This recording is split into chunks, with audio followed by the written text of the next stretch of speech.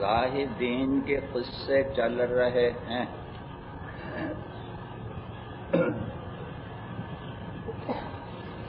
درمیان میں کبھی کبھی یہ تنبیہ کرتا چلا آ رہا ہوں، جب سے زاہدین کے قصے شروع ہوئے ہیں تو اس درمیان میں کبھی کبھی یہ وضاحت کرتا چلا آیا ہوں۔ ان قصوں کا صحیح مطلب سمجھنے کے لیے تفصیل کی ضرورت ہے۔ یہ قصے سارے پورے ہو جائیں، ان کے بعد انشاءاللہ تعالی ان کی تفصیلات سمجھاؤں گا۔ جب تک پوری تفصیل سمجھ میں نہیں آتی اس وقت تک کئی قسم کے اشکالات ہو سکتے ہیں۔ ایک بہت واضح اشکال تو ہوگا تضاد، حالات میں تضاد ہے۔ بعض ائمہ رحمہ اللہ تعالی کے قصے بتائے ہیں کہ ہارون الرشید رحمہ اللہ تعالی جیسے پوری مہذب دنیا کے بادشاہ، تو یہ حضرات ائمہ کرام رحمہ اللہ تعالی ان کے ہاں بہت بڑے مقرب تھے۔ بعض حضرات کے بارے میں بتایا کہ شاہانہ طریق و طور رکھتے تھے، حتیٰ کہ حضرات انبیاء کرام علیہ السلام میں حضرت داؤد علیہ السلام، حضرت سلیمان علیہ السلام، کتنی بڑی سلطنت، سلیمان علیہ السلام کی پوری مخلوق پر ایسی سلطنت کہ دنیا میں نہ کبھی آپ سے پہلے کسی کو ملی اور نہ رہتی دنیا تک کسی کو ملے گی۔ ان کے برعکس بہت سے بزرگوں کے ایسے قصے کہ وہ دنیا کو قریب نہیں پھٹکنے دیتے تھے، بچنے کی کوشش کرتے رہتے تھے۔ اس کو کہتے ہیں تضاد، کہ ایک طرف تو ایسے کہ بہت شان و شوکت میں رہ رہے ہیں، دوسری طرف ایسے کہ دنیا کی نعمتوں کو ہٹا رہے ہیں۔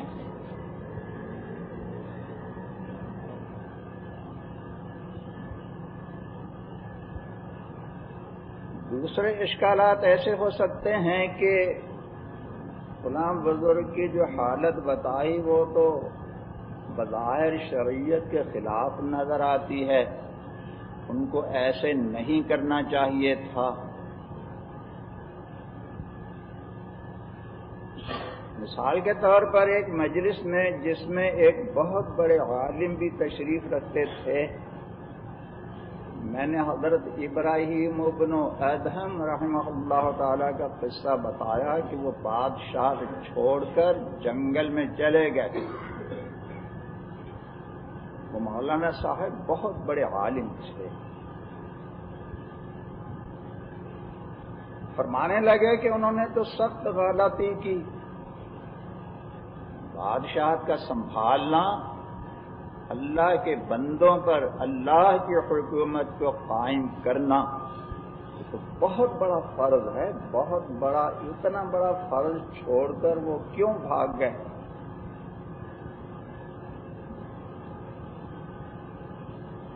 میں سمجھا کہ انہوں نے اہل اللہ کی مجلس نہیں پائی، محروم ہیں۔ یہ مولانا صاحب عالم تو بہت بڑے ہیں مگر اہل اللہ کی صحبت سے محروم ہیں۔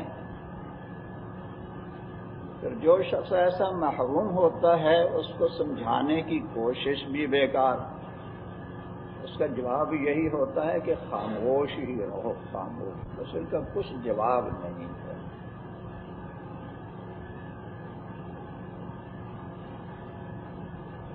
بلبی دم ساز من گر جفتمی، ہم چون ای من گفتنی ہے گفتنی۔ فرمایا کہ ہم بسا اوقات خاموش رہتے ہیں، کسی کے پوچھنے پر بھی نہیں بولتے، خاموش رہتے ہیں، جواب نہیں دیتے۔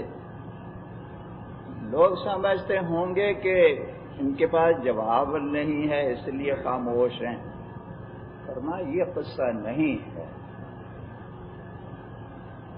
بات یہ ہے کہ بات سمجھانے کے لیے ہم جنس کا ہونا ضروری ہے، دمساز کا ہونا ضروری ہے، بات سمجھنے کی صلاحیت رکھنے والا ضروری ہے۔ جب تک وہ نہیں تو بات کرنا بیکار ہے، وقت ضائع کرنا ہے۔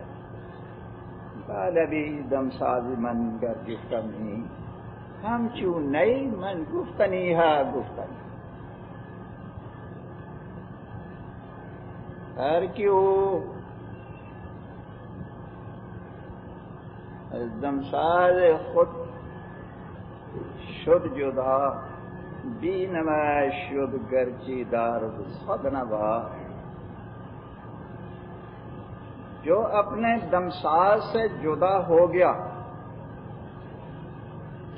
وہ ہزاروں طریقے بولنے کے جانتا ہو، ہزاروں طریقے، مگر اس کے سامنے بات سمجھنے والا نہیں تو وہ ایسے لگتا ہے کہ بولنا جانتا ہی نہیں ہے، بے نواشت گرچہ دار صد نوا۔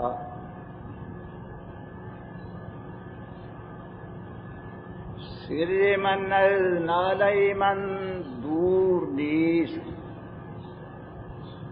لیک چشموں گوش را آن دور نیست۔ میرے دل کی باتیں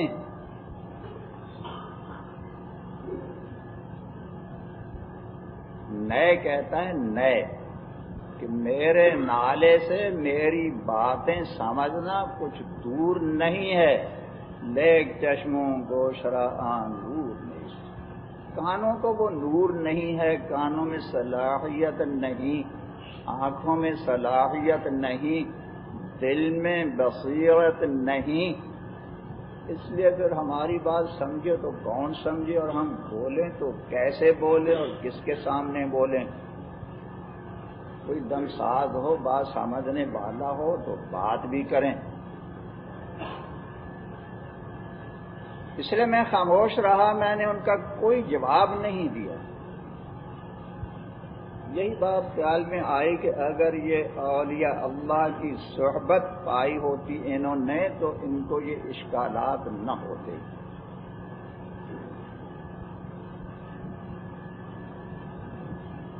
اس لیے وضاحت کرتا چلا آ رہا ہوں کہ تفصیل تو ان قصوں کی بعد میں آئے گی انشاءاللہ تعالی کہ ذہادت کسے کہتے ہیں، کتنی قسمیں ہیں، اور جیسے جیسے ان اولیاء اللہ نے جو جو قسمیں اختیار فرمائیں تو ان کے اسباب کیا تھے۔ تو ایک بات یہ بتاتا چلوں کہ میں تو یہ بتاتا رہتا ہوں کہ آخر میں بتاؤں گا، آخر میں یہ مضمون چلے ہوئے تو 1.5-2 مہینے سے بھی زیادہ عرصہ ہو چکا ہے، تو آخر میں بھی بتانے میں شاید کوئی سمجھے یا نہ سمجھے، اصل بات وہی ہے۔ اہل اللہ کی صحبت میسر ہو تو انسان بات سمجھنے لگتا ہے، اور اگر اہل اللہ کی صحبت میسر نہیں تو سمجھانے کی کتنی کوشش کی جائے وہ سمجھ نہیں پاتا۔ اللہ کی باتیں اللہ والے ہی سمجھتے ہیں۔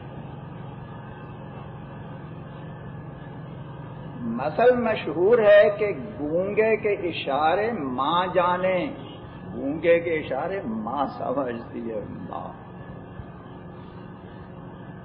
اسی لیے تو اصول ہے کہ قرآن کریم کو جس طریقے سے صحابہ کرام رضی اللہ تعالی عنہم نے سمجھا، حضور اکرم صلی اللہ علیہ وسلم کے ارشادات کو جیسے صحابہ کرام رضی اللہ تعالی عنہم نے سمجھا، ان سے ہٹ کر اگر کوئی سمجھنے کی کوشش کرے گا تو وہ ضلالت اور گمراہی ہوگی۔ اس لیے کہ وہ مقربین تھے، مقربین، تو مقربین باتیں سمجھا کرتے ہیں۔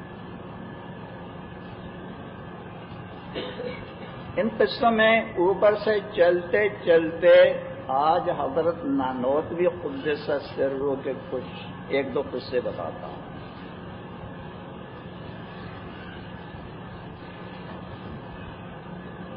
ایک شخص نے 1000 روپے 1000 اشرفی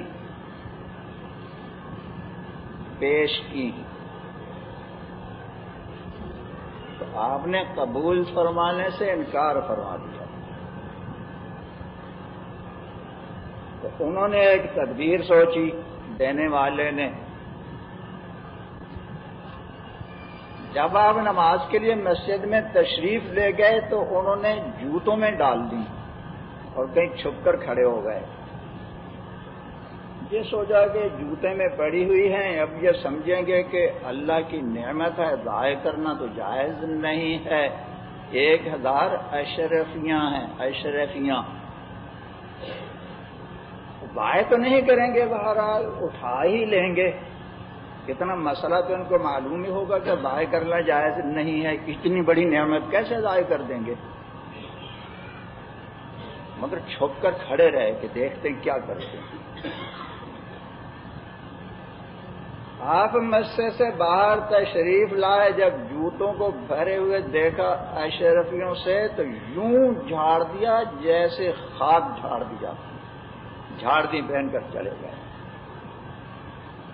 اشکالات وہی کہ اتنی بڑی نعمت کو کیسے ضائع کر دیا، پھر کوئی دوسرا آدمی جو غیر مستحق ہے وہ آ کر لے جائے گا تو انہوں نے نعمت کو کیوں ضائع کیا، کیوں نہیں اٹھائی، کسی دینی کام میں خرچ کر دیتے، کہیں مساکین پر صدقہ کر دیتے۔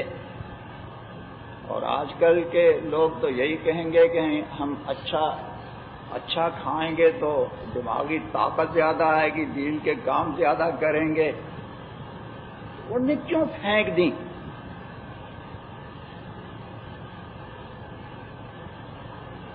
دیکھیے یہاں پہلے گزشتہ سالوں میں تو کچھ کہتا رہا اور غالباً کسی تحریر میں اس کا تذکرہ بھی آ گیا۔ میری نظر سے کچھ بات گزری ہے کہ کسی تحریر میں اس کا تذکرہ بھی آ گیا ہے کہ میں اپنے ہاں کے شاگردوں اور علماء کو ترغیب دیتا رہتا ہوں کہ کچھ نہ کچھ نکالا کرو، کچھ نہ کچھ نکالا کرو، اپنی جیب سے نکالنے کی عادت ڈالیے۔ غالباً بہشتی زیور میں حضرت حکیم الامہ قدس سرہ نے لکھوایا اس لیے کہہ رہا ہوں کہ بہشتی زیور اپنی کتاب نہیں، حضرت دوسرے عالم سے لکھوائی ہے۔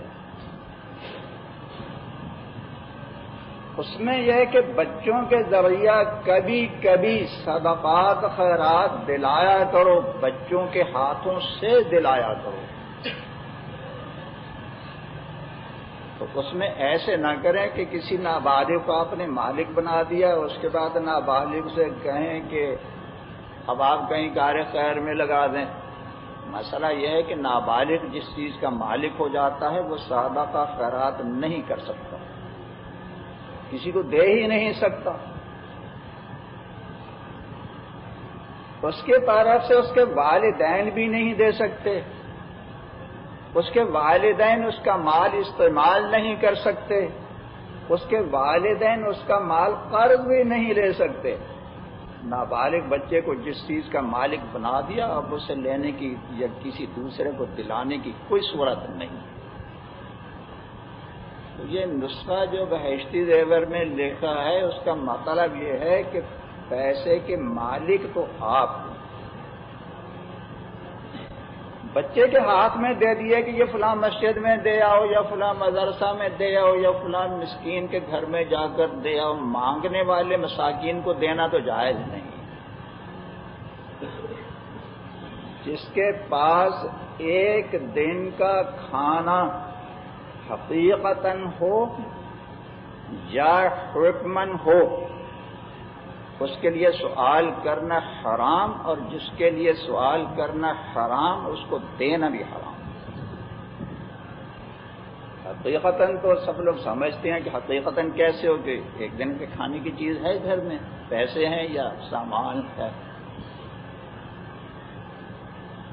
حکمن کا مطلب یہ ہے کہ وہ کما سکتا ہو،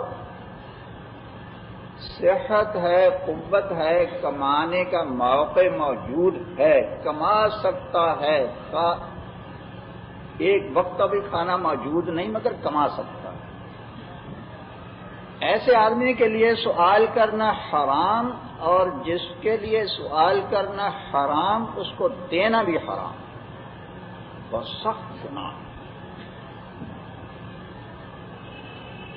تو یہ فرمایا ہے کہ بچوں کے ہاتھوں سے صدقات خیرات دلایا کریں۔ یہ مطلب نہیں کہ بچوں کو مالک بنا دے پھر بچے سے کہیں جا کر دے کر اور اس کا دینا تو جائز نہیں ہے۔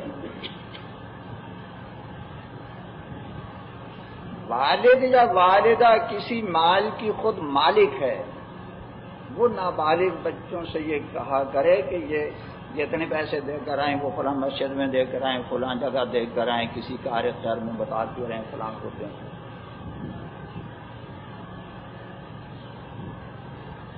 یہ اس لیے کرایا کریں کہ بچوں کو مال نکالنے کی عادت پڑے،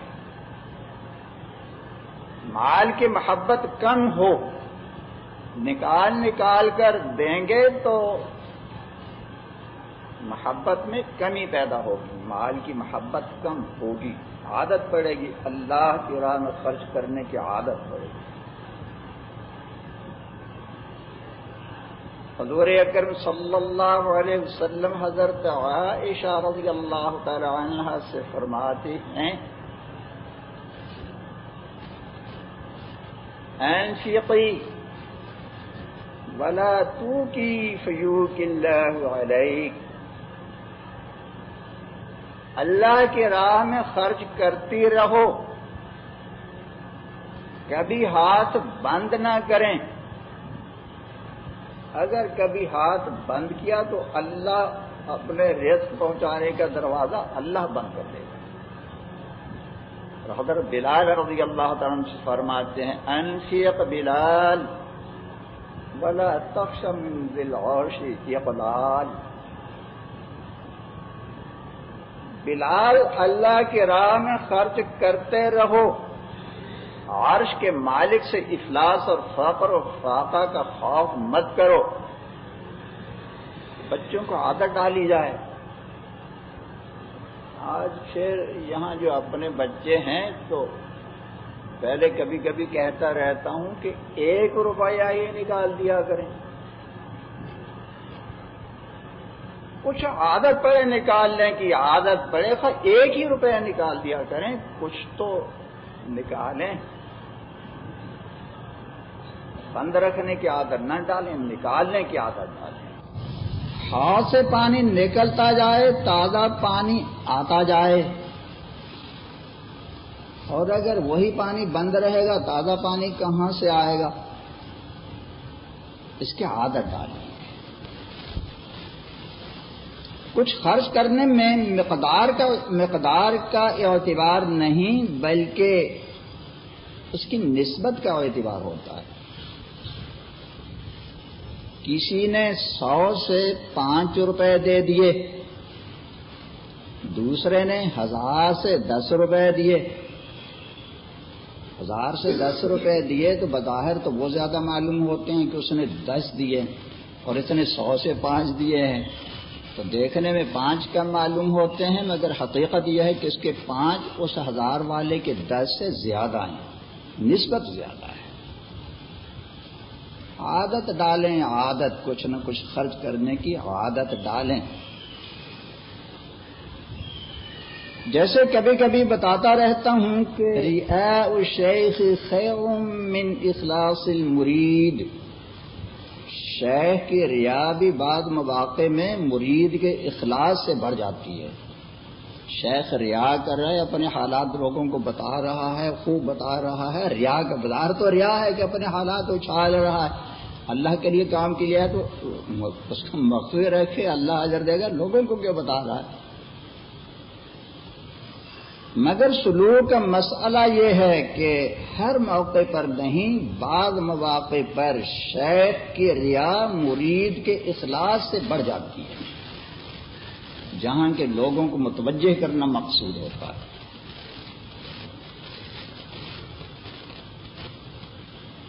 آپ لوگ کہتے ہیں کہ ہم انوار الرشید پڑھتے رہتے ہیں،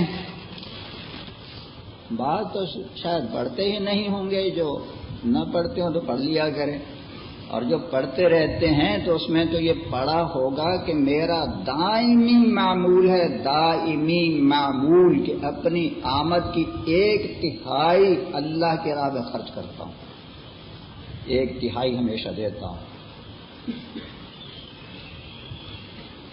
بعض مسجد کی عظمت میں پڑھا ہوگا، بعض ایک چھپا ہوا ہے مسجد کی عظمت،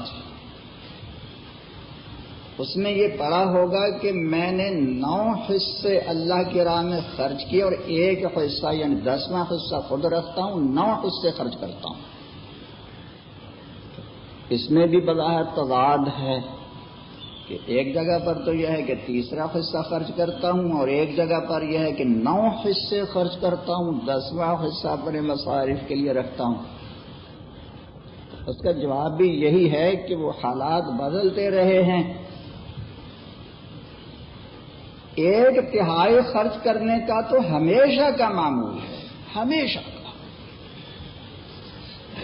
کبھی کبھی زیادہ بھی ہو جاتا ہے، جن دنوں میں وہ واضح ہوا تھا مسجد کی عظمت، ان دنوں میں یہ چل رہا تھا کہ 10واں حصہ خود رکھتا تھا، 9 حصے خرچ کرتا تھا۔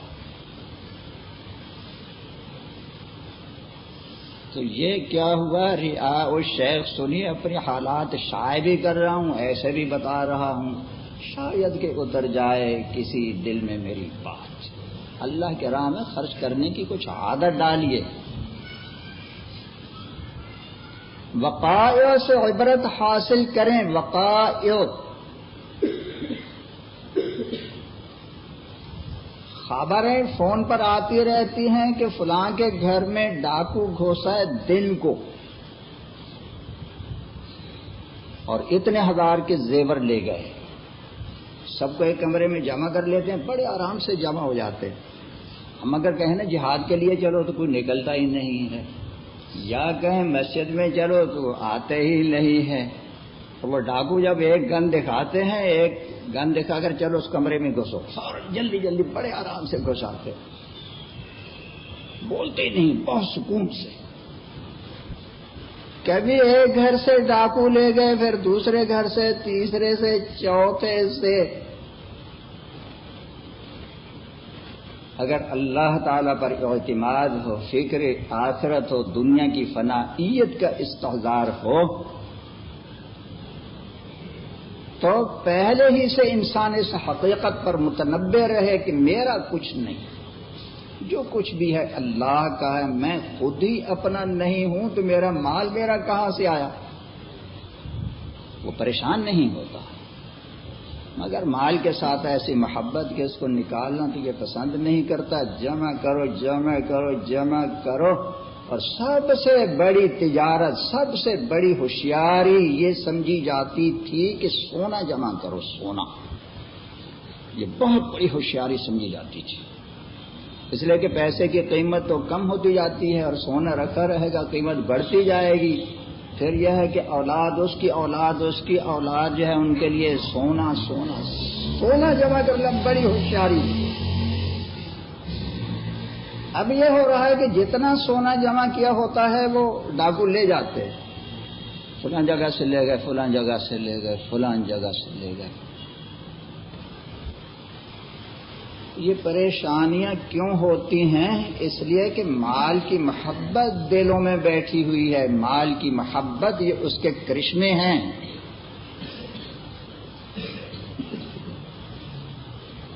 گرو کا قصہ بتاتا رہتا ہوں۔ گرو اور چیلا ساتھ جا رہے تھے، راستے میں کہیں جنگل وغیرہ میں جا رہے تھے، بیابان میں، تو چیلا کہتا ہے کہ حضور ڈر لگ رہا ہے. گرو نے کہا کہ کیوں ڈر رہے ہو، میں جو ساتھ ہوں. پھر وہ خاموش ہو گیا. پھر کچھ آگے چلے، پھر کہتے حضور ڈر لگ رہا ہے. اس نے پھر کہا کیوں ڈر لگ رہا ہے؟ پھر خاموش ہو گیا. پھر چلے، حضور ڈر لگ رہا ہے. تو گرو بولا کہ تیرے پاس کوئی روپیہ پیسہ تو نہیں ہے؟ اس نے کہا 1 روپیہ ہے، 1 روپیہ کمر سے باندھا ہوا ہے. تو گرو نے کہا اسی لیے ڈر لگ رہا ہے. تو یہ جو بار بار ڈر لگ رہا ہے، چیخیں نکل رہی، اسی لیے کہ روپیہ کمر سے باندھے ہوئے ہے، نکال پھینک اس کو. اس نے نکال کر پھینک دیا. اب جا رہے ہیں تو کچھ بھی نہیں ڈر لگ رہا ہے. گرو نے خود ہی پوچھا ڈر لگ رہا ہے کہ نہیں؟ بالکل نہیں. تو میں نے نہیں بتایا تھا یہ جو ڈر لگ رہا ہے وہ 1 روپیہ جو کمر سے باندھے ہوئے ہو اس لیے ڈر لگ رہا ہے. وہ نکال کر پھینکا، ڈر ختم ہو گیا. گرو نے اس کا علاج کیا. وہ علاج جو اسلام میں معالجین باطن کے جو معالجین ہیں، دل کے معالج، وہ جو آخری علاج کرتے ہیں، آخری علاج جو کرتے ہیں، تو اس وقت گرو نے سمجھا کہ اب تو اگر اس کا یہ علاج نہ کیا تو اتنی جلدی میں یہ تو ڈر کر ویسے ہی مر جائے گا. اس نے وہ علاج لیا. گرو نے خود مسلمان ماہرین فن سے علاج لیا. دل کے معالج، باطن کے اسپیشلسٹ حب دنیا کو دل سے نکالنے کے لیے مختلف ترکیبیں بتاتے رہتے ہیں. مختلف ترکیبیں، ان میں سے سب سے پہلی کہ کچھ نکالا کرو.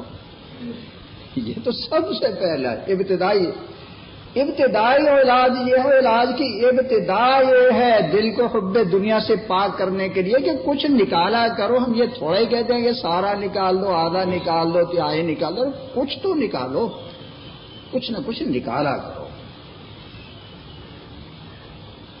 اور نہیں ہو سکتا تو 1,00,000 میں سے 1 روپے سے ابتدا کر دو.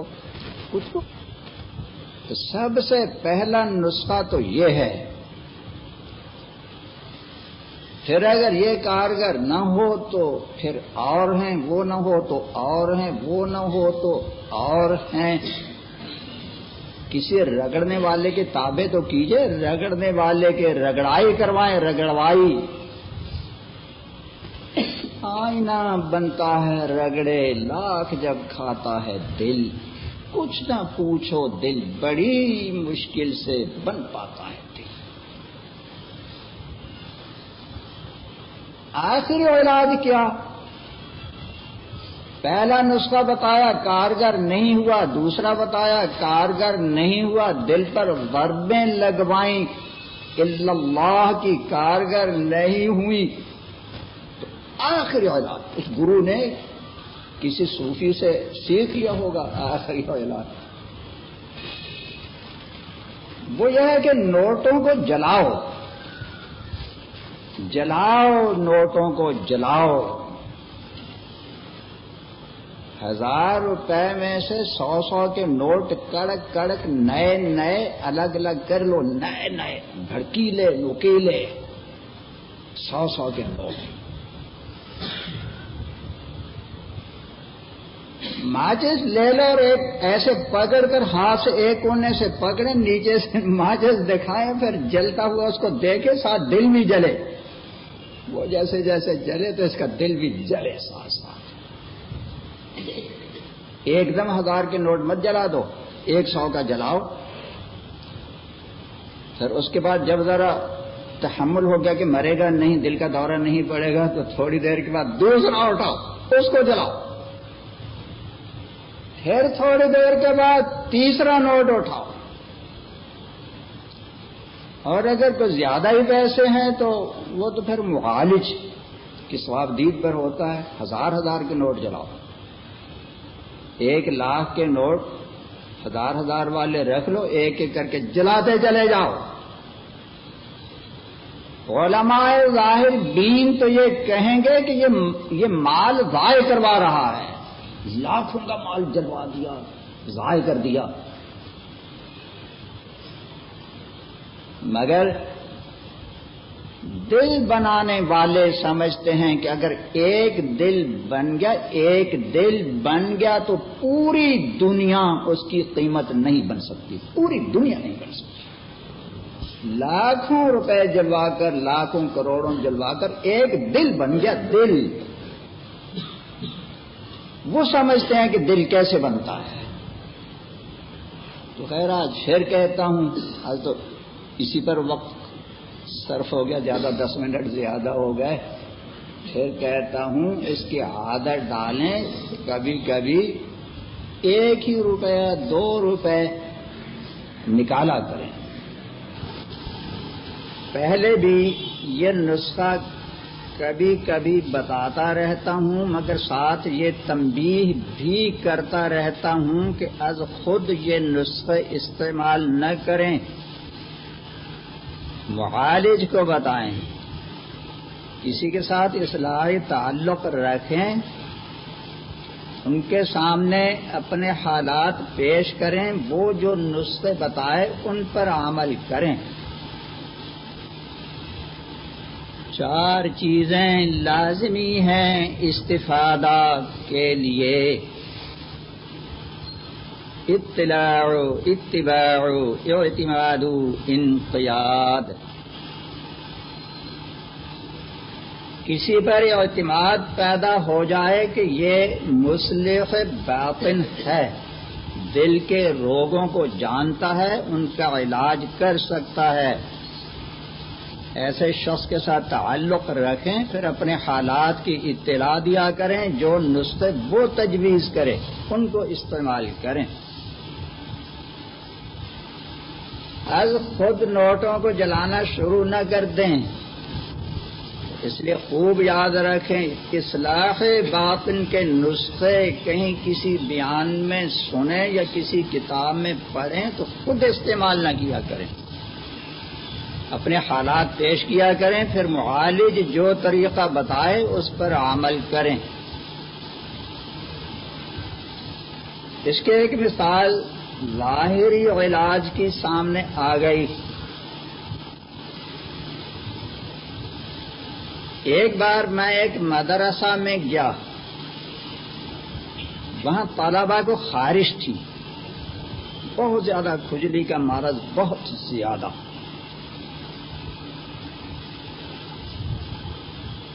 میں نے گائے کا دودھ منگوایا، اس سے انجیکشن تیار کر کے سب کو لگا دیے۔ گائے کے دودھ کے انجیکشن میں خود تیار کیا کرتا تھا۔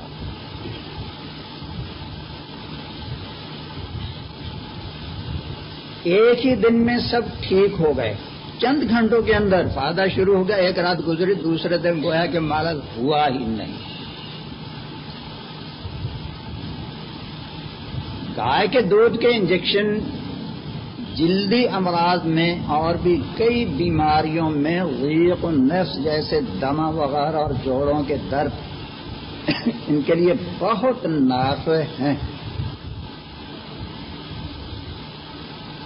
اس زمانے میں بازار میں اس کے انکول ملتے تھے، مگر میں عموماً بازار سے نہیں خریدتا تھا تو خود ہی تیار کر لیتا تھا۔ گائے کا دودھ منگوایا، اس میں جو کچھ کرنا ہوتا تھا وہ کر کے تیار کر کے انجیکشن لگا دیتا تھا۔ بہت اکسیر، اللہ کی رحمت سے۔ اب کئی بار تلاش کروائے، بازار سے غائب ہیں۔ اللہ عالم ڈاکٹری دنیا نے اتنی بڑی اکسیر دوا کو کیوں چھوڑ دیا ہے؟ شاید فائدہ ہونے لگا ہوگا تو یہ لوگ اس کو استعمال کرتے ہیں جس سے مرض بڑھے۔ تو ممکن ہے یہی حکمت ہو کہ کیوں فائدہ ہو جائے۔ میں چلا گیا، کچھ طلبہ اس دن رہ گئے، تو ایک وہاں حاجی صاحب تھے، وہ دیکھ رہے تھے میری اس ڈاکٹری کو، انہوں نے سوچا کہ یہ کام تو بہت آسان ہے، سرنج خرید کر لے آئے اور بھر بھر کر دودھ کے سب کو انجیکشن لگا دیے، سب کے وہ سوج گئے انجیکشن کی جگہ۔ آپریشن کر کے ان کو ٹھیک کیا گیا، بہت سخت تکلیف اس سب کو۔ ایک تو یہ تنبیہ کرنا تھی، آج خود ہی نوٹ چلانا شروع نہ کر دیں۔ دوسری بات یہ کہ میں نے اپنے بارے میں جو کل بتایا تھا کہ اللہ کے راستے میں خرچ کرنے میں اپنی آمدن سے تیسرے حصہ سے کبھی کم نہیں ہوا، کم سے کم تیسرا حصہ تو ضرور خرچ کرتا، کبھی زیادہ بھی ہوا کہ 9 حصے خرچ کرتا ہوں اور 10واں حصہ رکھتا ہوں۔ تو اٹھ جانے کے بعد خیال ہوا کہ یہ تو پرانی باتیں ہیں، آج کل کیا ہے؟ آج کل اللہ کے فضل و کرم سے کوئی نسبت ہے ہی نہیں، میرے گھر کے مصارف بہت کم ہیں، بہت کم، بہت تھوڑے سے،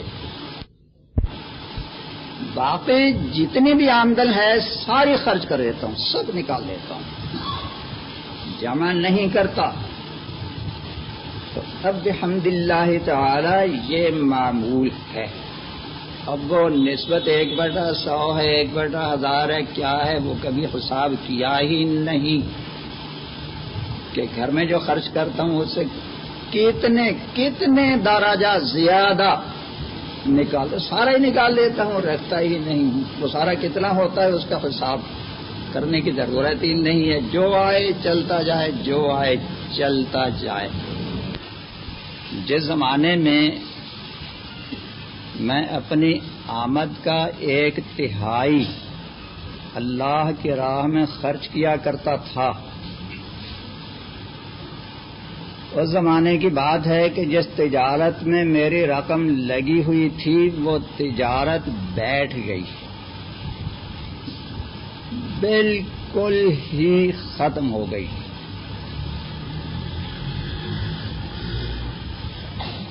ایک پائی آمد کی توقع تو کیا، اصل بھی غائب۔ اب رہ گئی صرف میری زمین کی آمدن، اس بارے میں وسوسہ آیا کہ اس میں سے اگر میں 1/3 دے دیتا ہوں تو زمین کی پوری آمدنی اتنی ہے کہ وہ میرے سال بھر کے مصارف کے برابر ہے۔ اگر 1/3 نکال دی تو 8 مہینے کا خرچ میرے پاس رہ جائے گا، باقی 4 مہینے ان میں کیا ہوگا؟ کچھ وسوسہ آیا کہ اپنی حاجات، اپنی ذاتی حاجات وہ صدقہ سے مقدم ہیں، اس لیے جو اپنے مصارف سے زیادہ ہے وہ خرچ کرنا چاہیے، یہ تو مصارف سے برابر بھی نہیں، 8 مہینے کے مصارف کے برابر ہے، آگے 4 مہینے ان کا کیا بنے گا؟ اس لیے اس میں سے 1/3 نہ نکالی جائے، اس کو روک لیا جائے، سال بھر کے مصارف، پھر آئندہ سال میں پھر وہ زمین کی آمد پھر آ جائے گی۔ ساتھ یہ بھی وسوسہ آیا کہ اگر میں نے 1/3 نکال دی، 8 مہینے تک یہ مصارف چلتے رہے، اس کے بعد پیسے نہیں ہوئے تو پھر دینی کاموں پر میں نے کچھ معاوضہ لے لیا تو وہ تو پھر بڑی مصیبت آ جائے گی۔ بجائے اس کے کہ چند مہینوں کے بعد دینی خدمات پر کچھ معاوضہ متعین کروں اپنے لیے، متعین یا غیر متعین وظیفہ حساب ضرورت ایسے کر کے لوں تو اس کی بجائے پہلے ہی کیوں نہ اپنی ذاتی جو چیز ہے ذاتی ملکیت اسی کو پہلے سے روک لوں. احتیاط کرنا چاہیے. احتیاط ایسی بات ذہن میں آئی مگر جیسے ہی یہ وسوسہ آیا فوراً اللہ تعالی نے توبہ کی توفیق عطا فرمائی. توبہ کرو اس سے. 8 مہینے کے مصارف موجود اور زندگی کا ایک پل بھی اعتبار نہیں. کل کی بات تو کل، ایک پل کا اعتبار نہیں، اور 8 مہینے کے مصارف موجود. اور ابھی سے یہ فکر پڑی ہوئی ہے کہ 8 مہینے گزرنے کے بعد کیا ہوگا. اسے توبہ کی. جیسے توبہ کی اللہ تعالی نے ایسی جگہ سے ایسا رزق عطا فرمایا کہ وہم و گمان بھی نہیں تھا. زمین کے ٹھیکے کی رقم ابھی پہنچی بھی نہیں تھی. پہلے سے یہ خیال آ رہا تھا کہ اب زمین کی رقم آئے گی تو اس میں سے 1/3 اللہ کی راہ میں خرچ کروں یا نہ کروں، اور نہیں کرنا چاہیے ورنہ اپنے مصارف کا کیا ہوگا. تو یہ جو وسوسہ گزرا وہ ابھی رقم مجھے ملی نہیں تھی، ملنے والی تھی. جیسے یہ وسوسہ آیا اور اسے اللہ تعالیٰ نے توبہ کی توفیق عطا فرمائی تو 1-2 دن ہی گزرے، زمین کی رقم ابھی پہنچی بھی نہیں، تو اللہ تعالیٰ نے بلا وہم و گمان من حیث لا یحتسب کا پورا مشاہدہ کروا دیا. وَيَرْزُقْهُ فَمَن يَتَّقِ اللَّهَ يَجْعَل لَّهُ مَخْرَجًا وَيَرْزُقْهُ مِنْ حَيْثُ لَا يَحْتَسِبُ فَمَن يَتَوَكَّلْ عَلَى اللَّهِ فَهُوَ حَسْبُهُ. اللہ تعالیٰ نے اس کا مشاہدہ فرما دیا. جو ہمارے ساتھ جوڑ پیدا کر لے، ہماری نافرمانی چھوڑ دے، اللہ اس کو ہر مصیبت سے بچاتا ہے. اور رزق تو ایسی جگہ سے کہ وہم و گمان بھی نہیں ہوتا. اللہ ایسی جگہ سے رزق دیتا ہے. اتنا رزق اللہ نے بھیج دیا کہ جتنا وہ 1/3 جو نکالنے کا معمول تھا تو جب اس میں نیت پھر بدستور ہو گئی اللہ نے اس سے 10 گنا سے بھی زیادہ بھیج دیا. 10 گنا سے زیادہ وہ اللہ تعالی نے پہلے ہی بھیج دیا. دوسری بات یہ ہے کہ کل کے بیان سے مجھے کیا فائدہ ہوا، یہاں سے جانے کے بعد مجھے فائدہ کیا ہوا. وہ یہ کہ میں نے ایک بہت بھاری رقم لگا رکھی ہے تجارت میں، اس نیت سے کہ ان سے جو نفع آتا ہے وہ اللہ کی راہ میں خرچ کرتا رہوں، مسلسل کام چلتا رہے. یہ سوچا کہ اگر یہ رقم پوری ابھی لگا دیتا ہوں وہ تو جتنی ہے وہ تو خرچ ہو جائے گی، مگر ایسی تدبیر ہو کہ یہ سلسلہ نئی رقم سے تو ہوگا ہی، جو موجود رقم ہے اس میں سے بھی چلتا رہے، ختم نہ ہو. تو میں نے اس کو تجارت میں لگا دیا. اس سے جو منافع آتے ہیں ان کو اشاعت علم دین میں خرچ کرتا رہتا ہوں اللہ کی توفیق سے. تو کل جب میں نے بیان کیا تو سوچنے کی توفیق ہو گئی کہ کیا کوئی ایسی صورت ہو سکتی ہے کہ ان کے منافع کا سلسلہ بھی جاری رہے، اللہ کی راہ میں خرچ کرنے میں ان کی منفعت بھی خرچ ہوتی رہے، اور جو رقم لگائی ہوئی ہے وہ بھی میری ملک میں نہ رہے، میرے مرنے کے بعد وہ بھی اللہ کی راہ میں لگے، وارثوں کی طرف منتقل نہ ہو. بلکہ تجارت لن تبور والا معاملہ ہو جائے. تجارت لن تبور. اللہ نے اپنے بہت سے بندے ایسے پیدا فرمائے ہیں جو کہ آخرت کی تجارت کو ترجیح دیتے ہیں. آخرت کی تجارت، دنیا تو فانی ہے، ختم ہو جانے والی ہے. وہ سمجھتے ہیں کہ آگے کے لیے بھیجو، آگے کے لیے، وطن کے لیے بھیجو.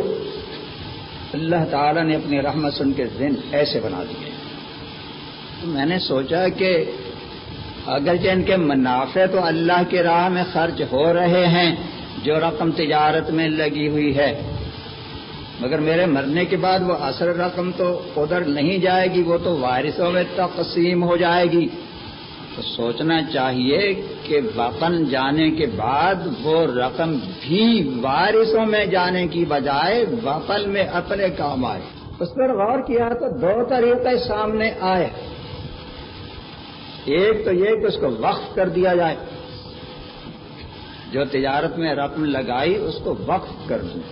دوسری صورت اللہ تعالی نے دل میں ڈالی، وہ یہ کہ وقف مت کرو، وصیت کر دو. وصیت کر جاؤ. میں نے فوراً قلم اٹھایا اور جہاں یادداشت لکھی ہوئی تھی کہ اتنی رقم میں نے جو تجارت میں لگا رکھی ہے اس کے منافع دینی کاموں میں خرچ کیے جا رہے ہیں، ساتھ ساتھ ایک جملہ بڑھا دیا کہ یہ ساری رقم میں نے دارالافتاء کے مصارف کے لیے وصیت کر دی ہے.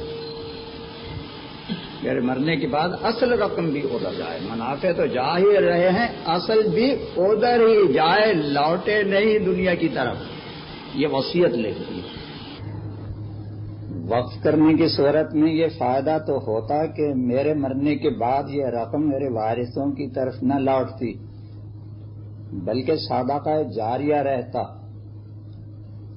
مگر اس کے ساتھ ایک نقصان یہ ہوتا کہ ہر سال جو اس کی زکوٰۃ نکالتا ہوں وقف کر دیتا تو میں اس عادت سے محروم ہو جاتا، اس لیے کہ وقف کے مال پر زکوٰۃ نہیں ہے. تو اس کی بہتر تدبیر اللہ تعالیٰ نے یہ دل میں ڈالی اور اس کی توفیق عطا فرمائی کہ اس کی میں نے وصیت کر دی ہے. میرے مرنے کے بعد یہ مال میرے وارثوں میں تقسیم نہیں ہوگا بلکہ دینی کاموں میں لگا دیا جائے گا. تو اس صورت میں جو وصیت کا مال ہوتا ہے اس پر وصیت کرنے والے پر اس مال کی زکوٰۃ فرض ہوتی ہے. تو یہ سعادت بھی رہے گی، اللہ تعالیٰ کی طرف سے یہ رحمت اور نعمت یہ بھی ملتی رہے گی کہ ہر سال اس کی زکوٰۃ بھی نکالتا رہوں گا، اور ساتھ ساتھ یہ کہ میرے مرنے کے بعد صدقہ جاریہ بھی ہو جائے گا. جب تک زندہ ہوں اس کی آمدنی منافع دینی کاموں میں خرچ ہوتے رہیں گے، اور بعد میں یہ رقم مجھے ملنے کی میرے وارثوں کو ملنے کی بجائے پوری ہی رقم دینی کاموں میں صرف ہو جائے گی. ایک صورت اور بھی ہو سکتی ہے، وہ یہ کہ وقف کی وصیت کر دوں. مطلب اس کا یہ ہے کہ میرے مرنے کے بعد یہ رقم وقف ہوگی. اس صورت میں بھی وہ فائدہ حاصل ہو جائے گا کہ اس کی زکوٰۃ مجھ پر فرض رہے گی، زکوٰۃ ادا کرنے کی سعادت بھی ملتی رہے گی، اور یہ پوری کی پوری رقم میرے مرنے کے بعد دینی کاموں پر صرف ہوگی. دونوں مقصد پورے ہو سکتے ہیں. مگر وقف کرنا زیادہ نافع ہے یا یہ ہے کہ پوری رقم ویسے صرف کر دی جائے؟ دونوں میں سے دارالافتاء کے لیے کون سی صورت زیادہ بہتر رہے گی؟ اس میں ذرا تردد ہے، اس میں غور کر رہا ہوں اور یہاں کے دوسرے علماء سے بھی مشورہ کروں گا. جو کچھ طے ہوگا انشاءاللہ تعالی اس کے مطابق معاملہ کر لیا جائے گا. اللہ تعالی اپنے رحمت سے قبول فرما. اللہ کی راہ میں خرچ کرنے کی برکات میں سے ایک بہت بڑی برکت، اللہ کی بہت بڑی رحمت مجھ پر اور میرے سب گھر والوں پر یہ ہے کہ اللہ تعالی نے ہر قسم کی آفات، مصائب اور ہر قسم کے امراض سے اللہ تعالی نے محفوظ رکھا ہے. ساتھ ساتھ اللہ تعالی کے اس رحمت کا صدقہ دے کر خود بھی دعا کیا کرتا ہوں، اور آپ حضرات سے بھی کہتا ہوں کہ آپ بھی ایک دعا کر دیں. وہ دعا کیا؟ میرے اللہ نے مجھے اور میرے پورے گھرانے کو خطرناک امراض سے آج تک بچایا، ہسپتالوں سے بچایا، اور کیسے کیسے بچایا، میرے اللہ کی عجیب رحمت ہے، عجیب رحمت، عجیب رحمت، کیسے کیسے میرا اللہ بچاتا ہے۔ تو اللہ تعالیٰ کے رحمت کے صدقہ سے دعا ہے کہ یا اللہ زندگی کے جو لمحات باقی ہیں تو ہسپتال سے، ڈاکٹروں سے، اونچے درجہ کے علاجوں سے اور جسمانی اور دوسرے ہر قسم کی آفات، امراض اور مصائب سے اپنی حفاظت میں رکھ۔ یہ سفر عافیت اور خیریت کے ساتھ طے ہو جائے، عافیت اور امن اور سلامتی کے ساتھ طے ہو جائے۔ اب دو چار واقعے سن لیجئے۔ ویسے تو پوری عمر ایسے ہی گزری ہے، اللہ نے بچایا۔ دو تین قصے سن لیجئے۔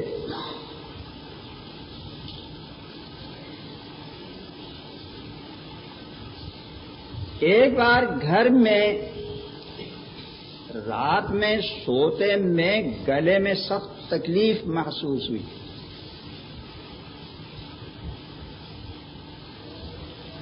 فوراً اٹھ گئیں، بہت پریشان، مجھے اٹھایا اور بتایا کہ بہت سخت تکلیف ہے۔ یوں معلوم ہوتا ہے کہ رات میں جو کھانا کھایا تو ہڈی کی کوئی کنکر اندر اٹک گئی ہے گلے میں۔ اب اگر یہی قصہ ہو کہ واقعتاً کوئی ہڈی کی کنکر گلے میں کسی رگ میں، تو گلا کاٹنا پڑے گا، آپریشن کروانا پڑے گا، کیا ہوگا؟ بہت زیادہ سخت دورہ پڑا، بہت پریشان، بس یہ کہ ابھی گئی ابھی گئی ابھی گئی، ایسا قصہ۔ میں نے ایک شخص کو فون کیا کہ جلدی سے گاڑی لائیں، ہسپتال جائیں گے۔ اس وقت میں اپنے پاس گاڑی کا سلسلہ نہیں تھا، دوسرے شخص سے فون کیا، اور رات میں سردیوں کا موسم اور رات کے 1-2 بجے کے قریب ان کو فون کر دیا، تو وہ گھر میں سے کہنے لگے کہ وہ یہیں آپ کے پاس جو دوائیں کچھ تو میرے منہ میں ڈال دیجئے۔ تو میرے پاس رہتے ہیں ہومیوپیتھی کی میٹھی میٹھی گولیاں، میٹھی میٹھی چھوٹی چھوٹی میٹھی میٹھی گولیاں۔ وہ بات سمجھ میں تو آ نہیں رہی تھی، کون سی دوا دیں؟ ایک تو ویسے بات سمجھ میں نہیں آ رہی تھی، دوسری ہے کہ ان کی پریشانی دیکھی نہیں جا رہی تھی، کیا سوچیں، کیا کتابوں میں تلاش کریں اور کیا غور و فکر کریں۔ تو جب انہوں نے کہا تو میں نے ایسے ہی ایک گولی نکالی، منہ میں ڈال دی۔ اللہ تعالی کے رحمت دیکھیے، وہ گولی ابھی حلق میں اتری بھی نہیں ہوگی، زبان پر پہنچی اور فوراً کہا کہ بس میری جان بچ گئی۔ اب یہ کہ ہسپتال نہیں جائیں گے، یہی دوا مجھے سے بچ گئی، بس بچ گئی۔ ویسے تو انسان بچے گا تو آخر کب تک، مگر یہ تو قصے بتائے جا رہے ہیں کہ اللہ تعالی نے ہسپتالوں سے محفوظ رکھا، ہسپتال نہیں گئے، وہ ٹھیک ہو گئی۔ اللہ تعالی کا کتنا بڑا کرم ہوا، کتنا بڑا کرم۔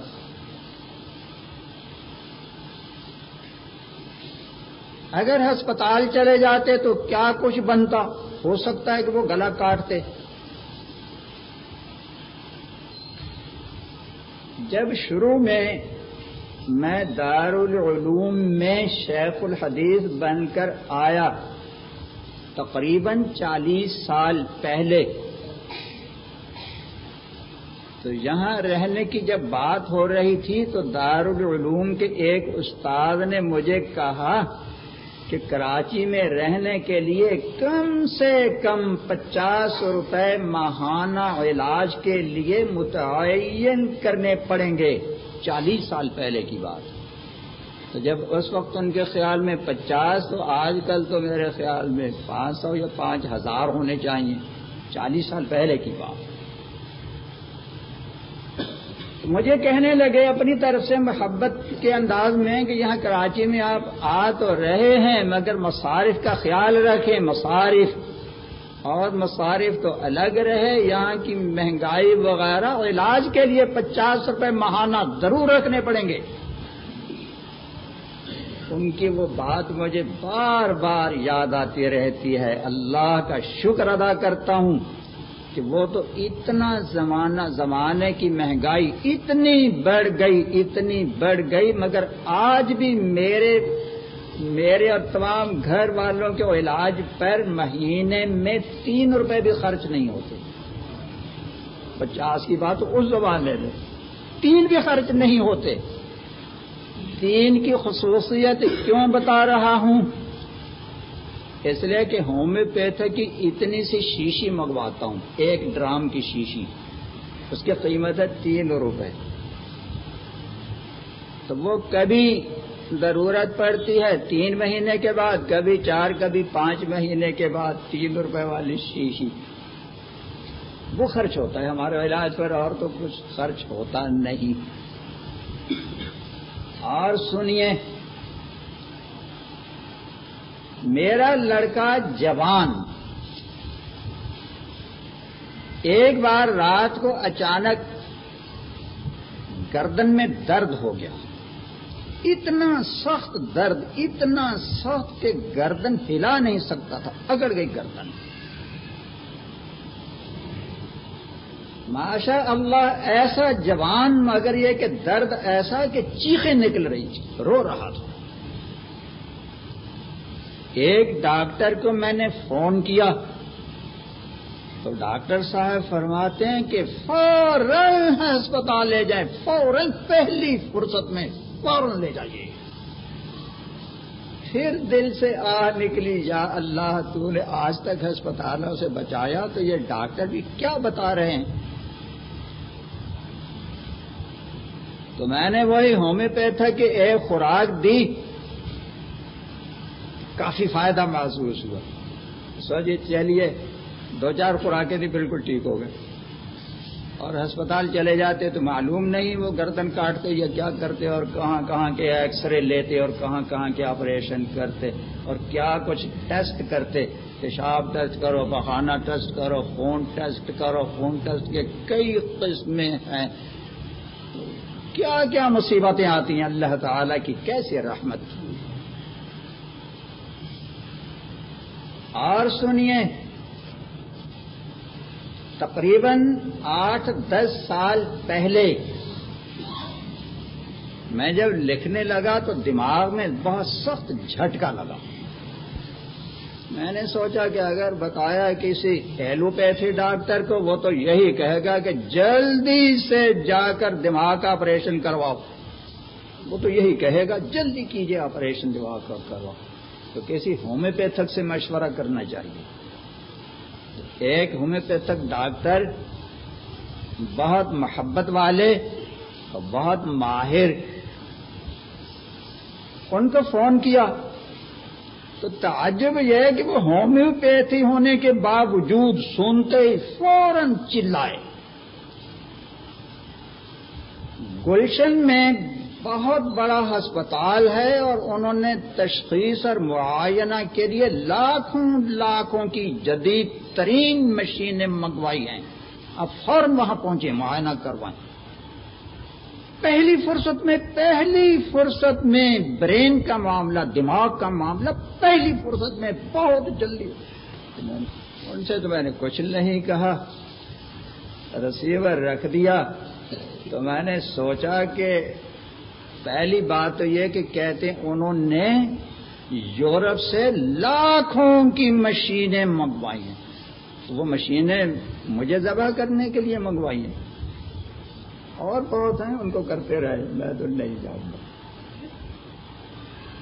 دوسری بات یہ کہ ہسپتال میں جا کر مروں اس کی بجائے دارالفتاح میں کیوں نہ مروں؟ یہاں تو اللہ تعالیٰ کی رحمت، اللہ کے قانون لکھے جا رہے ہیں، مسجد کے پڑوس میں ہیں، خانقاہ کے اندر ہیں، دارالفتاح کے اندر ہیں، اور ہر طرف چاروں طرف اللہ کے قانون کی کتابیں رکھی ہوئی ہیں۔ تو یہاں مرنا بہتر ہے یا گلشن میں جا کر مروں؟ یہی ٹھیک ہوں، میں تو نہیں جاؤں۔ یہ باتیں اللہ نے دل میں ڈالی، نہیں گیا۔ جب اللہ تعالیٰ لے جانا چاہیں گے، اگر لکھتے لکھتے اللہ کا قانون لکھتے ہوئے دماغ کی رگ پھٹ گئی تو اس سے بہتر مبارک موت اور کون سی ہوگی؟ یہ بہت مبارک موت ہوگی، کوئی بات نہیں گیا۔ لکھنے میں ذرا سی احتیاط کر لی کہ اتنا زیادہ دماغی کا مت کرو، ذرا کچھ کم کر لیا۔ اس کے بعد 8-10 سال تو گزر گئے، ابھی تک تو زندہ ہوں۔ اگر چلا جاتا تو وہ آخری لمحہ ہی ہوتا میرے خیال میں۔ اور سنیے، 3-4 مہینے کی بات ہے، آنکھ میں ذرا سی تکلیف ہو گئی، دیکھنے میں ایسے لگتا تھا سامنے کچھ سیاہ نقطہ سا نظر آنے لگا۔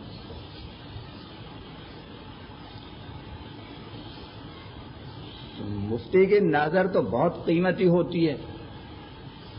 اب خیال ہوا کہ ڈاکٹر سے مشورہ کرنا چاہیے، کیا قصہ ہے، کہیں موتیا نہ اتر رہا ہو۔ ایک بڑے ماہر ڈاکٹر سے وقت بھی لے لیا۔ ایسی صورت میں جو خدشات سامنے آتے ہیں ان میں سے سب سے بڑی تشویش تو یہ کہ جو وقت ڈاکٹر کے پاس آنے جانے بیٹھنے میں لگے گا اتنے وقت میں یہاں کوئی اللہ کا قانون دیکھنے سوچنے کا کام کرنے سے محروم رہوں گا۔ سب سے بڑی فکر تو یہ ہوتی ہے۔ پھر آنے جانے کی مشقت، پھر مصارف بھی معلوم نہیں، جتنے ادھر دینی کاموں میں خرچ کروں اگر ادھر کو نکل گئے، یہ ساری چیزیں سامنے تو آتی ہیں۔ وقت بھی لے لیا، جانے سے پہلے ایک ڈاکٹر صاحب یہاں آ گئے، کہتے ہیں کہ میں تو یہاں بیان میں شریک ہوتا رہتا ہوں، بہت قریبی تعلق رکھتا ہوں۔ معلوم ہوا کہ ہیں بھی بہت ماہر، بہت اونچے درجہ کے ڈاکٹر ہیں۔ انہوں نے دیکھا، کہنے لگے کچھ بھی نہیں، کچھ بھی نہیں۔ ان کے ساتھ ایک ڈاکٹر اور بھی تھے تو انہوں نے بتایا کہ میری تو دونوں آنکھوں کے سامنے آتے ہیں، کچھ بھی نہیں ہے، اسے کچھ نہیں ہوتا ریاض تک توجہ ہی نہ دے۔ تو دیکھیے اللہ کا کرم ایسا ہوا کہ صرف یہ نہیں کہ آنکھوں کے آپریشن سے بچ گئے بلکہ اللہ نے ڈاکٹر کے پاس جانے سے بھی بچا دیا، وہ وقت بھی بچا لیا، مشقت بھی بچا لی، جانے سے بچا لیا، پیسہ ویسا خرچ نہیں ہونے دیا۔ وہ پیسے جو اللہ کی راہ میں خرچ ہو رہے تھے وہ یہ ہے کہ ادھر ڈاکٹر کی طرف کو ان کا راستہ کیوں بدلے، وہ ادھر ہی رہے، اللہ ہی کی طرف خرچ ہوتے رہے۔ پھر اللہ کا اور کرم کیا ہوا کہ وہ جو نقطہ سا نظر آتا تھا چند دنوں کے بعد خود بخود وہ بھی ختم ہو گیا، وہ بھی ختم ہو گیا۔ تو یہ مثالیں ہیں، بہت سی ایسی مثالیں ہیں کہ اللہ تعالی حفاظت فرما رہے ہیں۔ اور اگر چلیے وقت تو ختم ہو گیا، مضمون بڑا مزیدار ہے۔ مزیدار کا مطلب یہ ہے کہ آج کل کے مسلمان کے لیے بہت ضروری ہے، تو انشاءاللہ تعالی کل بتائیں گے۔ حب مال کے اسباب تو بہت سے ہیں، زیادہ ظاہر 2 سبب ہیں۔ ایک تو ہوس ہے، ہوس کے بڑھتا چلا جائے، بڑھتا چلا جائے، چڑھتا چلا جائے، یہ ہوس ہے۔ اس میں بھی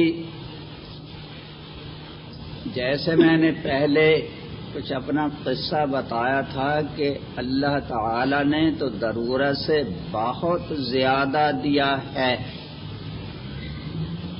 تو پھر ہوس کیوں؟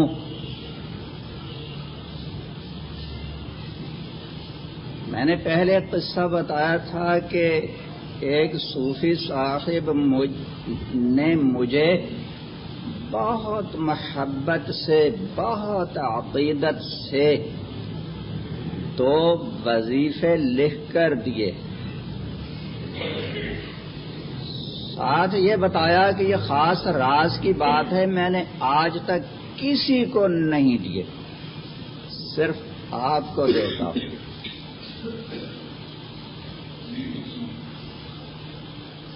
ایک نسخہ تھا، وظیفہ تھا لوگوں کو مسخر کرنے کا۔ انہوں نے بتایا کہ میں نے چند روز پڑھا، لوگ مجھ سے ایسے محبت کرنے لگے، ایسے عاشق ہو گئے کہ جو بھی ملتا ہے کہتا ہے چلیں چلیں ہمارے گھر تشریف لے چلیں، ہماری دعوت قبول فرمائیں۔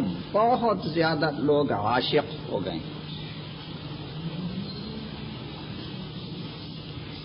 اور دوسرا وظیفہ جو وسعت رزق کا ہے تو وہ میں نے چند روز پڑھا، صوفی صاحب بتا رہے تھے، چند روز پڑھا تو میری دکان حالانکہ شہر سے بالکل باہر بہت دور ہے، مگر اتنے گاہک آنے لگے، اتنے کہ بس پیسہ تو برسنے لگا۔ میں نے مروبت میں ان سے وہ پرچہ قبول تو کر لیا، مگر گھر آتے ہی فوراً بلا پڑے اس کو جلانے کی ٹوکری میں ڈال دیا،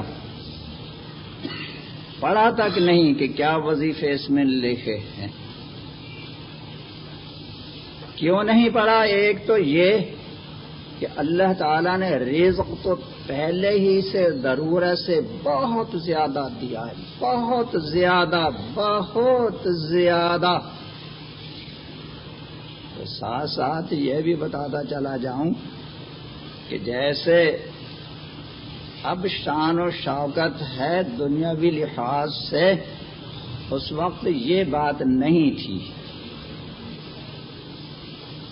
ایسے حالات تنعم کے نہیں تھے جو اللہ تعالیٰ نے اب عطا فرمائے۔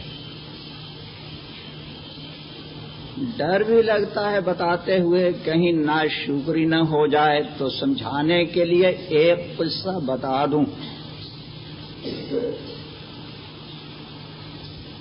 ایک جاننے والے نے انڈوں کی تجارت شروع کی، وہ اپنے گاہک بنا رہے تھے، تو میرے پاس بھی آ گئے کہ آپ کتنے انڈے روزانہ کھایا کریں گے۔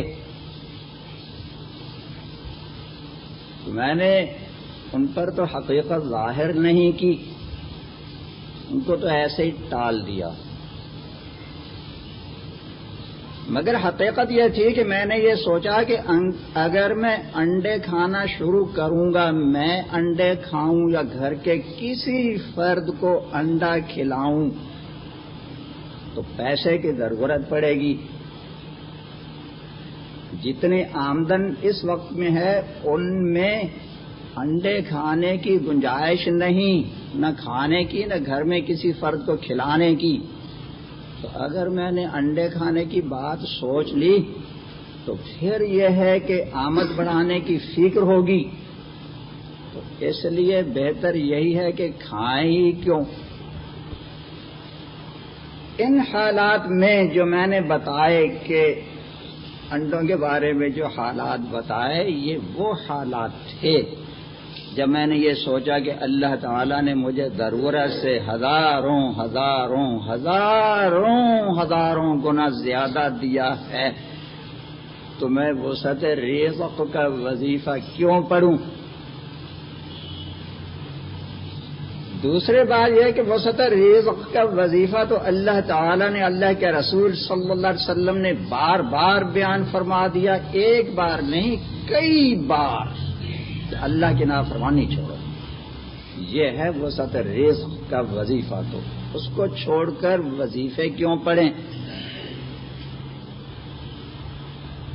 اور لوگوں کو مسخر کرنے کے بارے میں یہ سوچا کہ لوگ تو پہلے ہی سے میرا وقت ضائع کرتے ہیں، چمٹے رہتے ہیں، کام نہیں کرنے دیتے، تو پھر اور زیادہ مسخر کر کے اپنے کام کا نقصان کروں گا۔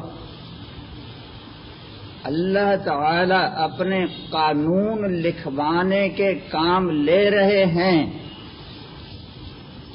اپنے دین کے کام لے رہے ہیں، محض اپنی رحمت سے ان کاموں میں مشغول کر رکھا ہے، تو لوگ جتنے زیادہ آئیں گے ان کاموں میں حرج ہوگا۔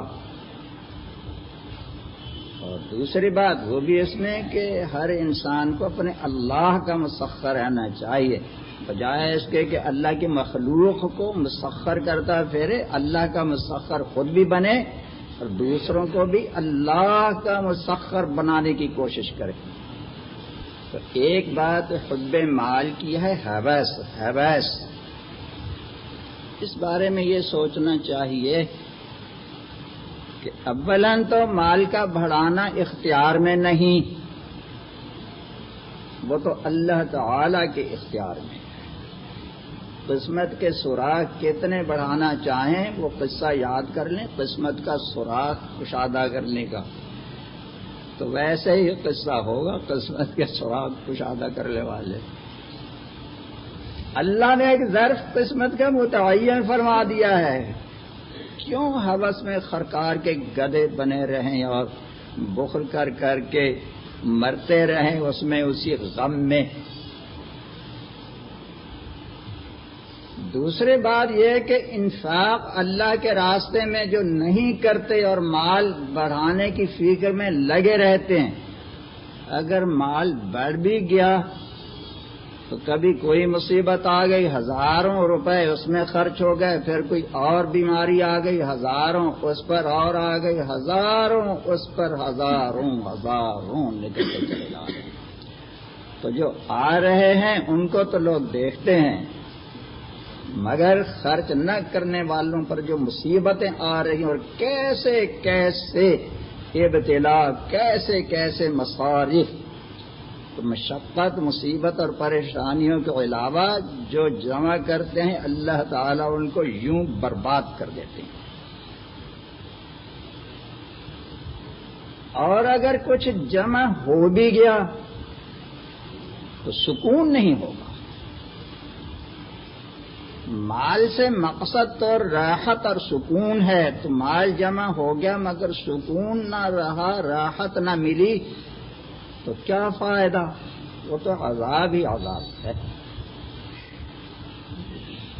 وَمَا آتَيْتُم مِّن رِّبًا لِّيَرْبُوَ فِي أَمْوَالِ النَّاسِ فَلَا يَرْبُو عِندَ اللَّهِ وَمَا آتَيْتُم مِّن زَكَاةٍ تُرِيدُونَ وَجْهَ اللَّهِ فَأُولَٰئِكَ هُمُ الْمُضْعِفُونَ۔ فرمایا کہ کمانے کی ہوس اور اس میں ناجائز طریقے بھی اختیار کرتے ہیں، بظاہر دیکھنے میں تو مال بڑھتا چلا جا رہا ہے مگر وہ اللہ کے ہاں نہیں بڑھتا، تو نہ بڑھنے کے مطلب وہی کہ اللہ تعالیٰ اس کو برباد کرنے کے اسباب اللہ تعالیٰ پیدا فرماتے رہتے ہیں۔ اور جو کچھ اللہ کی راہ میں خرچ کرتے ہو تو یہ لوگ ایسے ہوشیار ہیں، ایسے ہوشیار کہ اللہ نے ان کا نام رکھ دیا مضعفون۔ یہ نہیں فرمایا کہ یہ مال بڑھاتے ہیں، بلکہ فرمایا کہ مال بڑھانے کے کاریگر ہیں، یہ مال بڑھانے کے ماہرین ہیں، یہ لوگ ہیں مال بڑھانے والے ماہرین، یہ ہیں، ان کا مال بڑھتا ہے۔ حضور اکرم مال بڑھتا کیسے ہے؟ جیسے پہلے بتا ہی دیا کہ وہ مصیبتوں سے محفوظ رہتے ہیں، ایسی بیماریوں سے اللہ تعالیٰ حفاظت فرماتے ہیں۔ کوئی بیماری آ گئی تو بغیر علاج کے سونف وغیرہ کھا لی، کچھ کالی مرچ کھا لی تو اللہ تعالیٰ ان کو صحت عطا فرما دیتے ہیں۔ جیسے کل کے بیان میں کئی قصے میں نے بتایا کہ اللہ تعالیٰ ان کو مصیبتوں سے اور مال کے مصارف سے اللہ بچا لیتے ہیں، اس طریقے سے ان کے مال میں برکت پیدا ہو جاتی ہے، اور دل کی راحت، دل کا سکون اور اطمینان، یہ اتنی بڑی دولت کہ مال جمع کرنے والوں کو تو کبھی اس کی ہوا بھی نہیں لگی۔ اللہ تعالیٰ ایسے رحمت سے نوازتے ہیں۔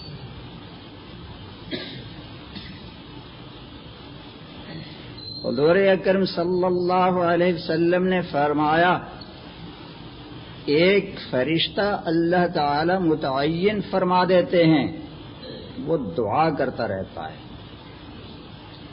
دعا یوں کرتا ہے کہ اللہم اعطِ منفقا خلفا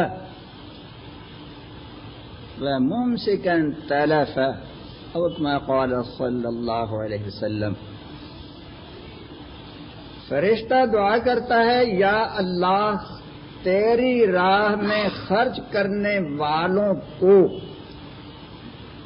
بہتر مال اور زیادہ عطا فرما، جتنا خرچ کیا اس سے اور زیادہ عطا فرما دے۔ یہ فرشتہ دعا کرتا ہے۔ اور جو لوگ خرچ نہیں کرتے ان کو ہلاکت، تلف، جو کچھ مال جمع کیا وہ بھی برباد ہو جائے، فرشتے جو دعا کرتے رہتے ہیں ان کے لیے۔ اور خود قرآن کریم میں بھی ہے وَأَنفِقُوا فِي سَبِيلِ اللَّهِ وَلَا تُلْقُوا بِأَيْدِيكُمْ إِلَى التَّهْلُكَةِ، اللہ کی راہ میں خرچ کیا کرو۔ اگر اللہ کی راہ میں خرچ کرنا چھوڑ دیا تو ہلاک ہو جاؤ گے، تباہ و برباد ہو جاؤ گے۔ تو یہ ہلاکت اور تباہی بربادی کیسے؟ ایک تو یہ کہ جہاد میں خرچ کرنا اگر چھوڑ دیا، جہاد میں دشمن غالب آ جائیں گے، کافر غالب آ جائیں گے، مسلمانوں کو تباہ کر دیں گے، ختم کر دیں گے، جہاد میں خرچ کیا کرو۔ دوسری بات یہ کہ جو جہاد کی روح ہے، گناہ چھوڑنے چھڑانے میں اس طرح محنت اور توجہ کیا کرو اور اللہ کی راہ میں خرچ کرتے رہو۔ اگر ایسا نہیں کیا تو تمہارے دل میں مال کی محبت پیدا ہو جائے گی، برے معاشرے سے ڈرنے لگو گے۔ مال کی محبت جیسے دل میں پیدا ہوئی تو ظاہر اور باطن دونوں کی ہلاکت اور تباہی۔ تو ایک تو یہ ہے کہ لوگوں میں یہ ہوس پیدا ہو جاتی ہے، اور جمع کرو اور جمع کرو اور جمع کرو۔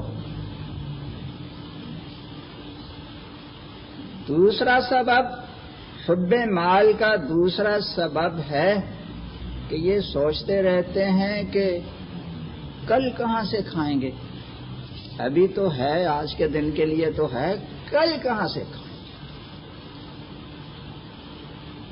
بعض یہ سوچتے ہیں کہ کل کے لیے ہمارے لیے تو ہے، مگر اولاد پیدا ہو گئی تو کہاں سے کھائے گی، اولاد کہاں سے کھائے گی۔ وہ پیدا کرنا تو اس کے اختیار میں ہے، اور کھلانا جو ہے وہ پیدا یہ خود کرتا ہے، سمجھتا ہے کہ پیدا تو میں کر دوں گا، اور اللہ کھلانے پر قادر نہیں ہے۔ یہ کفریہ نظریات ہیں، کفریہ نظریات۔ یہ کہتے ہیں نا بچے 3 ہی اچھے، پھر ہوگا 2 ہی اچھے، تو یہی کہ کھائیں گے کہاں سے، کھائیں گے کہاں سے؟ بچے اگر پیدا ہوتے چلے گئے تو کھائیں گے کہاں سے؟ ان دونوں نظریات پر اللہ تعالی قرآن کریم میں رد فرماتے ہیں۔ لا تقتلوا اولادکم من املاق نحن نرزقکم وإیاکم۔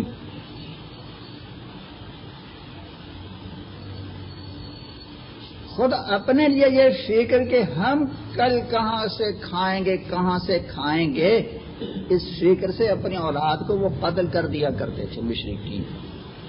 نحن نرزقکم، یہاں کم کو مقدم فرمایا، تمہیں پہلے تو اپنی فکر ہے، اولاد تو جب ہوگی ہوگی، اپنی فکر میں مرے جا رہے ہیں کہ ہم کل کہاں سے کھائیں گے۔ تو سوچو، ہم تمہیں بھی رزق دیتے ہیں، تمہاری اولاد کو بھی دیں گے، سوچا کرو، رازق تو ہم ہیں۔ دوسری قسم پر یوں رد فرماتے ہیں وَلَا تَقْتُلُوا أَوْلَادَكُمْ خَشْيَةَ إِمْلَاقٍ، پہلی آیت میں تھا من املاق، دوسری میں ہے خشیۃ املاق، فقر و فاقہ کے خوف سے کہ اولاد کہاں سے کھائے گی، اولاد کو قتل مت کرو۔ ان کے مد نظر اولاد کا مسئلہ تھا، اس لیے آگے فرمایا نحن نرزقکم وإیاکم، ان کو مقدم فرمایا، ان کو بھی ہم رزق دیں گے، تمہارے رازق تو ہم ہیں، تم کیوں مرے جا رہے اس فکر سے کیوں مرے جا رہے ہو؟ تو قرآن کریم میں دونوں قسموں پر رد کیا گیا ہے کہ سوچا کرو کہ رزق تو ہم دیتے ہیں،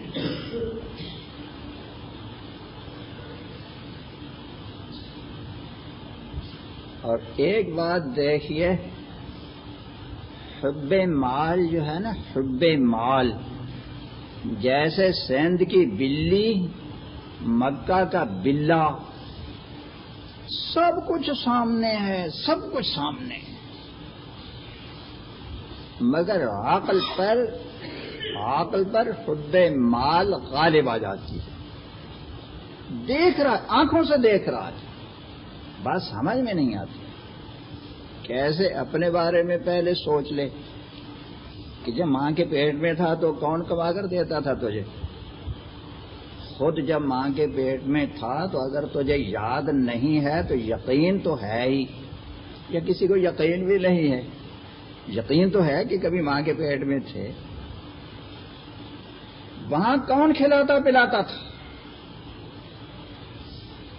پھر اللہ تعالی نے بندے کی ہوس، بے صبری کے تحت اللہ تعالی نے نظام ایسا فرمایا کہ پیدا کرنے سے پہلے ماں کی چھاتیوں میں دودھ پہلے پیدا کر دیتے ہیں، دودھ پہلے پیدا ہو جاتا ہے، بچہ بعد میں پیدا ہوتا ہے، کہیں یہ خطرہ ہو کہ کھائے گا، وہ پیدا ہونے سے پہلے تیار رکھا ہوا۔ تو اپنے بارے میں تو یہ نہیں سوچتا کہ میں کسی وقت میں اندھیری کوٹھڑی میں تھا، مجھے کون کھلاتا پلاتا تھا۔ اور اولاد کے بارے میں یہ فکر کہ اولاد کہاں سے کھائے گی، کہاں سے کھائے گی۔ تو جیسے بیوی کو حمل ہو اور 3-4 مہینے گزر جائیں تو دیکھ لیا کریں کہ اس کا رزق تو اللہ تعالی نے پہلے پیٹ کے اندر کون کھلا پلا رہا ہے، اور جب پیدا ہوگا تو رزق اللہ تعالی نے پہلے ہی اس کا پیدا فرما دیا۔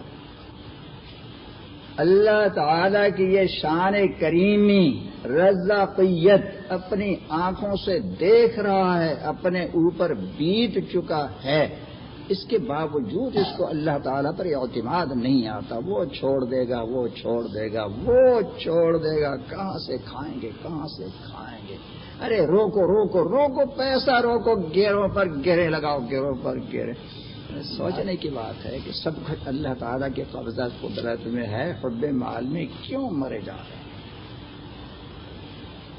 الشیطان یعدکم الفقر ویأمرکم بالفحشاء واللہ یعدکم مغفرۃ منہ وفضلا واللہ واسع علیم۔ حب مال شیطان کی طرف سے پیدا ہوتی ہے۔ اللہ تعالیٰ فرما رہے ہیں کہ یہ جو تمہیں خطرہ لگا رہتا ہے کہ کل کیا ہوگا، کل کیا ہوگا، یہ تو معلوم نہیں کہ کل تک زندہ بھی رہیں گے یا نہیں، فکر یہ لگی ہوئی کہ کل کھائیں گے کہاں سے، فرمایا یہ شیطان ڈراتا ہے۔ شیطان ڈراتا ہے کہ روکو روکو، روک کر رکھو اور ڈرتے رہو، ڈرتے رہو۔ یہ شیطان فقر و فاقے سے تمہیں ڈراتا ہے۔ یأمرکم بالفحشاء، اور شیطان تمہیں برائیوں کا حکم دیتا ہے۔ واللہ یعدکم مغفرۃ منہ وفضلا واللہ واسع علیم۔ اللہ تمہیں مغفرت کا وعدہ کرتا ہے، تمہیں مغفرت کے لیے اللہ تعالیٰ تمہیں بشارتیں دیتا ہے کہ اللہ خرچ کرو گے تو اللہ تمہاری مغفرت کرے گا اور اپنا فضل برسائے گا، پیسہ بھی زیادہ برسائے گا، مغفرت بھی ہو جائے گی۔ اللہ کے ہاں بہت بڑی وسعت ہے اور اللہ تمہارے حالات کو بھی خوب خوب جانتا ہے۔ تو اس کی رحمت کی طرف کیوں توجہ نہیں ہوتی؟ یہاں ایک بات سوچنے کی ہے، وہ یہ کہ شیطان کی طرف سے تو اتنا فرما دینا کافی تھا کہ وہ فقر سے ڈراتا ہے، آگے کا جملہ کیوں بڑھایا کہ برائی کا حکم دیتا ہے؟ اور اللہ تعالی کی طرف سے اتنا جملہ کافی تھا کہ اللہ زیادہ رزق دے گا، خرچ کرو گے تو زیادہ دے گا، وسعت زیادہ پیدا کرے گا، مگر ساتھ ساتھ اس سے بھی پہلے کہ اللہ تمہاری مغفرت کرے گا۔ حالانکہ قصہ تو بیان ہو رہا ہے خرچ کرنے پر، شیطان خرچ کرنے سے ڈراتا ہے، فقر سے، اور اللہ خرچ کرنے پر اپنے فضل کا وعدہ کرتا ہے کہ میں زیادہ دوں گا، زیادہ دوں گا۔ تو اس کے ساتھ ساتھ دوسری بات کیوں لگا دی؟ اس کی وجہ یہ ہے کہ اللہ کی راہ میں خرچ کیا جاتا ہے، جب مال کی محبت جس دل سے نکل جاتی ہے، اس کی برکت سے، اس کی بدولت اللہ تعالی دوسرے گناہوں سے بھی بچا لیتے ہیں۔ جب گناہوں سے بچ جاتا ہے تو مغفرت ہو جائے گی۔ ویسے تو قاعدہ یہ ہے کہ گناہ کبیرہ سے جب تک توبہ نہ کرے مغفرت نہیں ہوتی، مگر یہاں یہ نسخہ بتایا کہ جو شخص اپنے دل سے مال کی محبت نکال دیتا ہے، اللہ کے راہ میں خرچ کرنے کا نسخہ استعمال کر کے مال کی محبت کا علاج کر لیتا ہے، تو اس میں پھر اللہ تعالی برائیوں سے بچنے کی قوت اور ہمت پیدا فرما دیتے ہیں، وہ برائیوں سے بچنے لگتا ہے، اس کی مغفرت ہو جاتی ہے۔ اور جو شیطان کے چکر میں پھنس جاتا ہے، شیطان کے چکر میں پھنسنا کیسے کہ مال کی محبت دل میں اور مضبوط اور مضبوط اور مضبوط ہوتی چلی جاتی ہے، اللہ کے راہ میں خرچ کرنے سے ڈرتا ہے۔ تو ایک تو یہ کہ ویسے شیطان اس کو فقر و فاقہ سے ڈراتا ہے، پھر جب مال کی محبت دل میں پیوست ہو جاتی ہے تو اس کا نتیجہ یہ ہوتا ہے کہ ہر قسم کے گناہوں میں مبتلا ہوتا ہے، ہر قسم کے گناہ کرنے لگے گا۔ جس زمانے میں وسعت مالیہ نہ ہونے کی وجہ سے انڈے نہیں کھاتا تھا اور گھر والوں کو اور بچوں کو انڈے نہیں کھلاتا تھا، اس زمانے میں اگر میں انڈے کھانے کھلانے کے لیے خدمات دینیہ پر کچھ معاوضہ لے لیتا تو لے سکتا تھا، اور معاوضہ لینا میرے اختیار میں تھا، میں کسی کے تابع نہیں تھا، ادارہ کا خود مختار تھا۔ اگر میں یہ تعویل کر لیتا کہ انڈے کھاؤں گا اور کچھ توقوت کی غذائیں کھاؤں گا تو دینی کام زیادہ ہوگا، ایسی تعویل کر کے اپنا وظیفہ معاوضہ میں دینی خدمات پر خود ہی متعین کر لیتا اور انڈے کھانے کھلانے کا سلسلہ شروع کر دیتا۔ بچوں کے بارے میں یہ تعویل کر لیتا کہ یہ قرآن کریم حفظ کر رہے ہیں، انڈے کھائیں گے تو دماغ کو طاقت آئے گی، جلدی حفظ کریں گے۔ گھر والوں کے بارے میں تعویل کر لیتا کہ ہم سب لوگ اللہ کے قانون کے حفاظت اور اللہ کے دین کی اشاعت میں لگے ہوئے ہیں، گھر والے ہماری خدمت کر رہے ہیں، یہ انڈے کھائیں گے تو ان کی طاقت بحال رہے گی، سب کچھ دین ہی دین ہے۔ اس لیے کچھ پیسے خدمات دینیہ پر بطور معاوضہ کچھ لے لیا کرو، اتنے سے کہ جن سے انڈے آ جایا کریں گھر میں، مگر میں نے ایسا نہیں کیا۔ دو باتیں پھر یہ ذرا وضاحت سے کہتا ہوں۔ میں یہ سمجھتا تھا کہ خدمات دینیہ پر معاوضہ لینا وہ بقدر ضرورت ہی ہونا چاہیے، قدر ضرورت سے زیادہ نہیں لینا چاہیے۔ انڈے کھانے کھلانے کو میں قدر ضرورت سے زیادہ سمجھتا تھا، وہ میری ضرورت میں داخل نہیں ہے، یہ کام نہ تھا نہ ہے۔ اس لیے دینی کاموں پر معاوضہ کیوں لوں؟ جس چیز کی ضرورت نہیں ہے اس کے لیے کیوں معاوضہ لوں؟ دوسری بات وہی جو پہلے کہہ چکا ہوں کہ وہ صوفی صاحب نے جب وسعت رزق کا مجھے وظیفہ لکھ کر دیا یہ پڑھیں تو رزق بہت برسے گا. میں نے وہ پڑھا تک نہیں اور جلا دیا. کیوں نہیں پڑھا؟ اس لیے کہ وسعت رزق تو پہلے ہی سے اللہ نے بہت دے رکھی ہے. وسعت رزق جس کو میں یہ کہہ رہا ہوں کہ بہت زیادہ کوئی وظیفہ پڑھنے کی ضرورت نہیں، رزق تو بہت زیادہ دے رکھا.